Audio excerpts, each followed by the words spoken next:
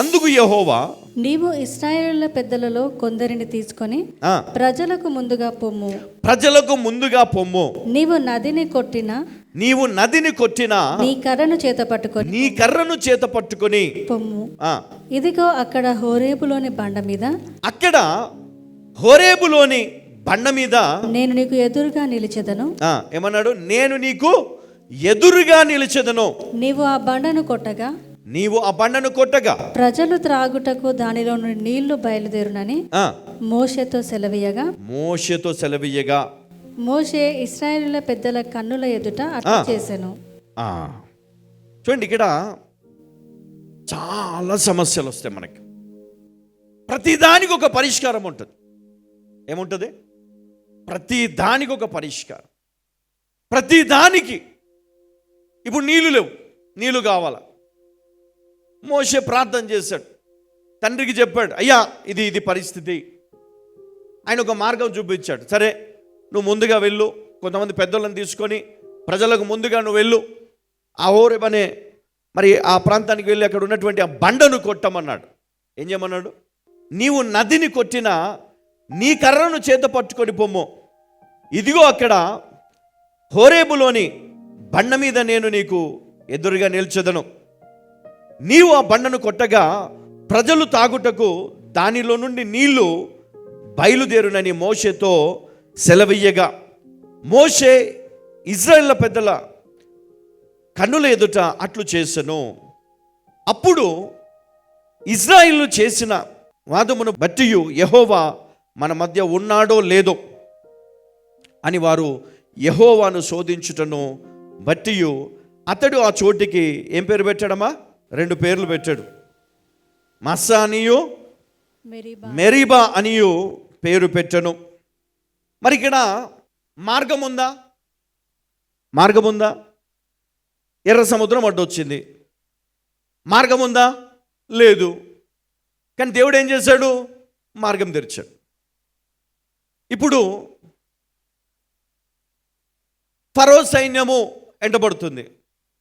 మార్గం ఉందా? మరణం ఒకటే అనుకున్నారు. కానీ దేవుడు మార్గం చూపించాడా? చూపించాడు. ఇప్పుడు నీళ్ళు లేవు. మరి దేవుడు మార్గం చూపించాడా? మార్గం చూపించాడు. నీళ్ళు ఇచ్చాడా? ఎంతమందికి? 20 లక్షల మందికి నీళ్ళు. అంటే ఎన్ని నీళ్ళు కావాలి? ఒక బండను కొడితే అన్ని నీళ్ళు వచ్చినాయా? వాళ్ళందరికీ, వాళ్ళ పశువులకు, వాళ్ళ పిల్లలకు. మరి ఆహారం లేదు. మళ్ళీ ఒక సమస్య. మరి ఆహారం కోసం ఏం చేశాడు? ఆయన ఒక మాట చెప్పాడు, కండిషన్ పెట్టాడు. ఉదయం 6:30 లోపు మీరు ఏం చేయాలి? తినేసేయాలి. కొంతమంది ఏం చేశారంటే కొంత దాచుకున్నారు. ఆయన ముందే చెప్పాడు, ఏమైపోతుంది? అది పాడైపోతుంది, కరిగిపోతుంది. దేవుడు చెప్తాడంట, అమ్మా ఇది ఇంతవరకే, లేదండి నాకు ఇంత కావాలని దాచిపెట్టుకుంటాను డబ్బు అంటే, లేదు నీకు ఎప్పటికప్పుడే ఇస్తా అంటాడు. కొంతమందికి చూడండి, వాళ్ళ కష్టాలకు సరిపడంత డబ్బులు వాళ్ళకు వస్తాయి, అందులో నుంచి బయటపడతారు. అంతకంటే ఎక్కువ కావాలంటే కష్టం. దానికి ఒక సమయం ఉంది కదా. దానికి ఏం కావాలి? మనకు విశ్వాసం కావాలి. మరి అవిశ్వాసం లేకపోతే ఆ కార్యం జరగదు. మరి వీళ్ళెవ్వరూ నమ్మలేదు, కానీ మోషే నమ్మాడు. అందులో ఉన్నారు కొంతమంది విశ్వాసులు, కొంతమంది బలమైనటువంటి మరి విశ్వాసులు ఉన్నారు. వారి ప్రార్థన, వారి నమ్మకం, మరి కొంతమంది పెద్దలు, కొంతమంది నాయకులు అందరు కలిసి మరి ఇలాంటివి వాదనలు తీసుకొని వచ్చి ఉండొచ్చు వాళ్ళ దగ్గరికి. కానీ దేవుడు ప్రతిదానికి సమాధానం ఇచ్చాడంటే. మరి ఈరోజు ఈ వాక్యం వింటున్న మీ అందరికీ కూడా ఒక విషయం చెప్తాను నేను. దేవుడు మన పక్షంలో ఉన్నప్పుడు మనము ఆయనను ఘనపరచాలే కానీ ఎప్పుడు కూడా మనం ఆయనను ఏం చేయకూడదు? మన సమస్యలతో, మనకున్నటువంటి ఆటంకాలతో మనం ఇబ్బంది పెట్టకూడదంట. ఒక దైవజనుడు పెట్టాడు దేవుడు, మీరేం చేయాలి? మీ సమస్యలను తీసుకొని వెళ్ళి ఆ దైవజనుని దగ్గర ఆ సమస్యల కొరకు ప్రార్థన చెయ్యమని వేడుకోవాలి కదా. మీరేం చేయాలి? విశ్వాసముతో మీరును ఏకీభవించి మీరు కూడా ప్రార్థనలో చేస్తూ ఉండాలి, దేవునికి తెలియజేస్తూ ఉండాలి. అప్పుడు దేవుడు మీ పరిస్థితులను దేవుడు ఏం చేయగలడు? మీకు కృపనిచ్చి కొంతకాలము ఆ సమస్యలను మీరు మరి భరించే శక్తిని, ఆ ఓర్పును దేవుడు మీకు ఇచ్చి తర్వాత మీకు ఆ జ్ఞానమునిచ్చి దేవుడు అందులో నుంచి బయటికి తీసుకొని వస్తాడు. హల్లెలూయా, హల్లెలూయా, హల్లెలూయా. చాలాసార్లు మనము అపార్థం చేసుకుంటాం ఎవరిని? దేవుని వాక్యాన్ని. మరి దేవుని వాక్యం ఇట్లా ఉంది కదా, మరి ఎందుకు నాకు ఇట్లా అయింది? దేవుడు వాగ్దానం ఇచ్చాడు కదా నాకు ఈ సంవత్సరం, మరి ఈ వాగ్దానం ప్రకారం కాకుండా ఇంకోటి జరుగుతుంది ఎందుకు? ఎందుకంటే నీ ప్రవర్తన మారింది కాబట్టి, నీ నడత మారింది కాబట్టి, నీ చూపు మారింది, నీ జీవితం మారింది, నీ ఆలోచన మారింది. దేవుని నుండి తొలగిపోయినావు, వాక్యం నుండి తొలగిపోయినావు, ప్రార్థన లేదు. ఇందుకే నీకు కష్టాలన్నీ కట్టగట్టుకొని వస్తావు నీ లైఫ్లోకి. హల్లెలూయా. మనం ఏమనుకుంటాం? మన వాగ్దానం ఫలించట్లేదేంటి? నాకు ఇవ్వబడిన వాగ్దానం నెరవేరలేదేంటి? నాకు ఇవ్వబడినటువంటి మరి ఆ యొక్క ప్రవచనము ఏమైంది అని మనము బాధపడుతూ ఉంటాం. కానీ వాస్తవానికి మరి ఇక్కడ దేవుడు మరి నిజంగా ఎన్నో అద్భుత కార్యాలు, ఎన్నో అద్భుతమైనటువంటి కార్యాలు చేస్తూ వాళ్ళని ముందుకు తీసుకొని వెళ్తూ ఉన్నాడు. తర్వాత మనం చూస్తే ఇక్కడ అమాలేకీయులు మరి వారు వస్తారు ఇక్కడ. ఎందుకంటే వీళ్ళన్నీ మరి ఆ ప్రయాణములో మరి అన్నీ దాటుకుంటూ వెళ్తూ ఉన్నప్పుడు మరి వీరు మధ్యలో వస్తారు.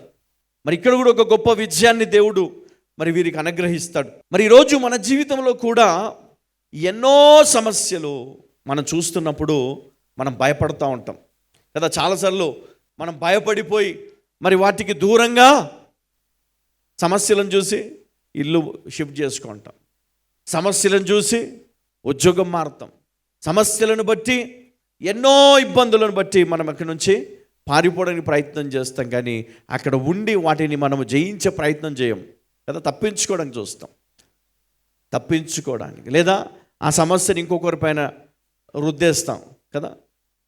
పాస్టర్ గారు చెప్పాడండి అందుకనే మేము ఇది చేసాం, లేకపోతే ఇది ఇట్లా జరిగేది కాదు. మా అన్న చెప్పాడు, మా అన్న చేయబట్టే ఇట్లా జరిగింది కదా. మా భార్య చెప్పింది, మా భార్య మాట విన్నందుకే ఎట్లయింది. లేకపోతే పలాని వ్యక్తి చెప్పాడు అందుకే ఎట్లయింది. తప్పించుకోవడానికి చూస్తాం, ఎందుకంటే మన దగ్గర సామర్థ్యం లేదు, ఆ విశ్వాసం లేదు. దేవుడు అన్నాడు నా కృప నీకు ఇస్తాను. హల్లెలూయా. ఏమిస్తాడంట దేవుడు? కృప. మరి ఆయన కృపను పొందిన మనము దేన్నైనా జయించగలం. హల్లెలూయా. దేన్నైనా జయించగలం. వ్యాధిని జయించగలం, బలహీనతను జయించగలం, దురాత్మలను జయించగలం కదా, లేమిని జయించగలం, ప్రతి శత్రువును జయించగలం. ఎందుకంటే దేవుడు నాకు తోడుగా ఉన్నాడు, నా పక్షమున దేవుడు ఉన్నాడండి, ఆ విశ్వాసం నాకు ఉంది అని చెప్పగలగలను కదా.